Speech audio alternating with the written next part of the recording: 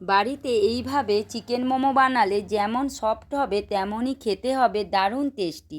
তা চলো রেসিপিটা শেয়ার করা যাক কিভাবে আমি বাড়িতে চিকেন মোমো বানিয়ে থাকি। আর শীতকালে তো চিকেন মোমো বাড়ির সবাই ভীষণই ভালোবাসে।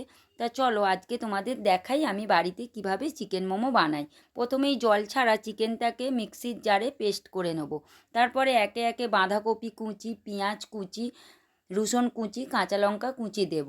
মশলার মধ্যে গোলমরিচ গুঁড়ো, অল্প নুন আর দেব সয়া সস দিয়ে ভালো করে মাখিয়ে 10 থেকে 15 মিনিট রেস্টে রেখে দেব। ময়দা আমি আগে থেকেই মেখে রেখেছিলাম অল্প সাদা তেল আর নুন দিয়ে। তারপরে একে একে লেচি করে লুচি বেলার মতন করে বেলে নেব।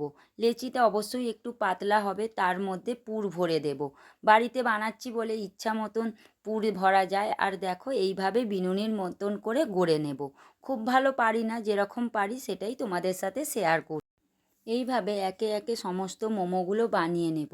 আর মোমো বানানোর আনন্দে আমার ছেলে মেয়ে তো ভীষণ খুশি হয়েছে। রাতের ডিনারটা আজকে ওরা বলেছে এই মোমো দিয়েই সারবে।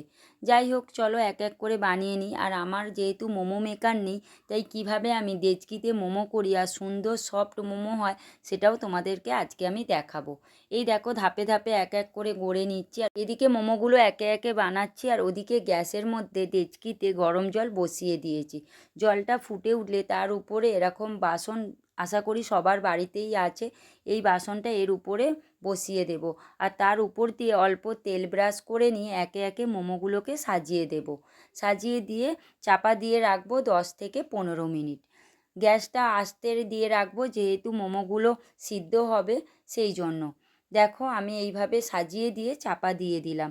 10 থেকে 15 মিনিট হয়ে গেছে আর আমার রেডি হয়ে গেছে গরমা গরম মোমো। তা কেমন লাগলো তোমাদের এই রেসিপিটা? ভালো লাগলে অবশ্যই একটা লাইক করো, শেয়ার করো আর কমেন্ট করতে একদমই ভুলো না। টাটা বন্ধুরা।